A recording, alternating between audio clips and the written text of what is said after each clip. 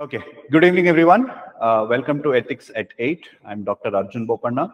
In these sessions, we are discussing previous year questions from UPSC and KPSC exam ethics. All right. So the question is like this. What is attitude? All right. According to you, what attitude should civil servants possess? How can we inculcate right attitude to civil servants? All right. So that's the question. Very simple one.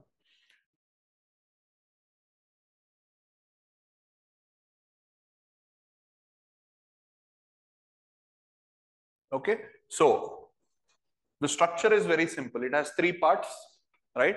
So first one is, what is attitude? What is attitude? It's a predisposition or a psychological tendency to judge or evaluate, okay, anything with a degree of favor or unfavorability. Yes, so that is what is attitude. And in turn, attitude is reflected in our behavior, right? Attitude can be shaped by values, social context, experiences, etc. That will be your introduction, where you will simply define what is attitude, okay, maybe how attitude is shaped. So that will be the starting. Next, according to you, what attitude should civil servant possess? Okay, you can just list them, right? What are the attitudes you feel? So attitude for developing an interpersonal skills, attitude towards ensuring that one develops transparency, honesty, accountability, integrity, okay, democratic attitudes, etc. So anyways, let's see how we can organize this. So second part of your answer is going to be what attitude we should have, what civil servant should have.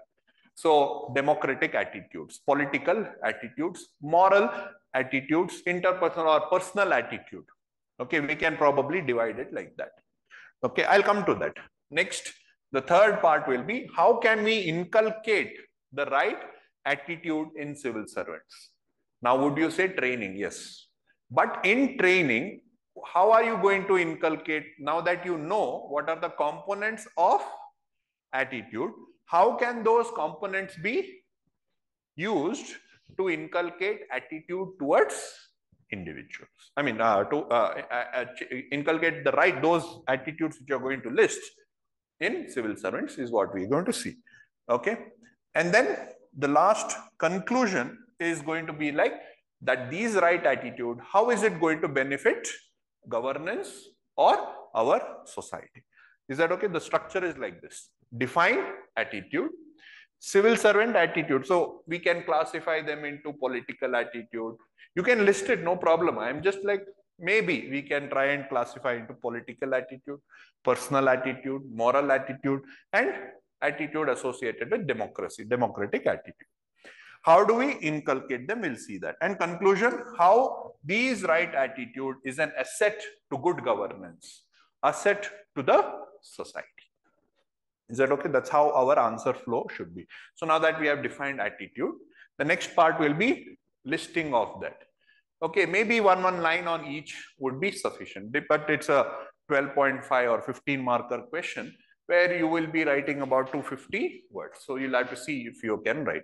So personal attitude, right? Open-mindedness, optimism, resilience, correct? So this helps in personal growth. Okay, it helps in developing interpersonal skills. It helps in leadership, right? That's how you can write. So attitude of open-mindedness, optimism, resilience, self-discipline, accountability, and all of that. Political attitude, civic engagement, political participation, ideological orientation. Okay, so you should have certain ideological orientation so that your decisions are effective in, so not political orientation, ideological orientation, etc. Trust, awareness, etc. Similarly, moral attitude, honesty, integrity, etc. Right? Justice, fair, and all of that. Ethical attitude.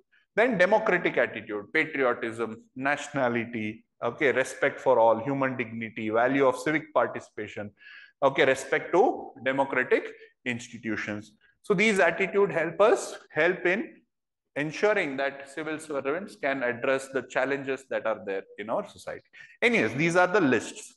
Now, how do we inculcate these values? Through training. But in training, what all we can do? right? So training and development, not just address the technical skills, but also inculcate values, inculcate ethics and attitude.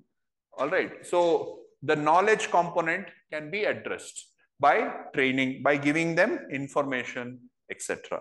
All right. So workshops, seminars, role plays, Bharat Darshan, etc. is exposure to the problems of people, exposure to the complexity of our society, diversity of our society, etc. So that thinking that happens in training through seminars, etc. Now what we are having now, seminars or classroom programs, it is affecting your cognitive aspects. Then mentorship and coaching, etc. that happens by civil servants. So what happens after 6 months of your training? You are sent to your particular state, okay, or whatever, or you're attached to a particular district, and there you are going to work under a senior.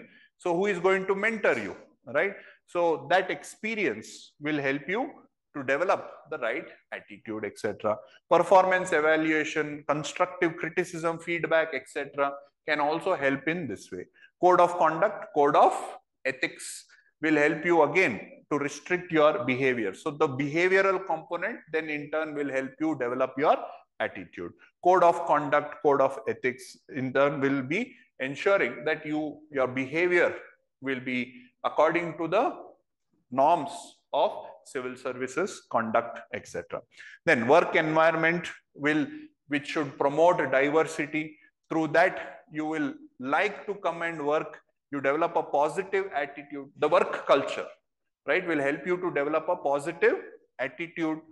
Okay, so that also helps you in developing the right attitude, where diversity is protected, gender dynamics is taken care of, parity or equality is provided, inclusionary policies within the office. All that will help in developing a right attitude for civil servant.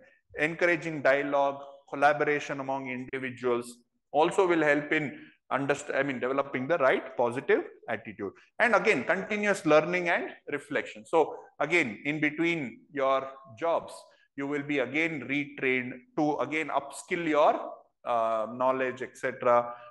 These things also will help you to strengthen your attitude. Okay, and civic engagements like doing community services, by public outreach programs through which you interact with the public, etc. And this also will help you to gain the right attitude. So all these can be done, okay, for civil servants to develop that right attitude. So in the conclusion, you can write that development of these right attitude, okay, the civil servants will help in ensuring good governance, will ensure the stable or whatever, address the complexity of our society. It can be just one line of conclusion. Is that okay? So this is how you can write this particular answer.